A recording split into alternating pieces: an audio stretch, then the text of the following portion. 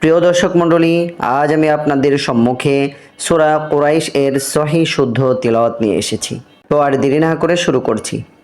আউযু বিল্লাহি মিনাশ শাইতানির রাজীম। বিসমিল্লাহির রহমানির রহিম। লিইলাফি কুরাইশ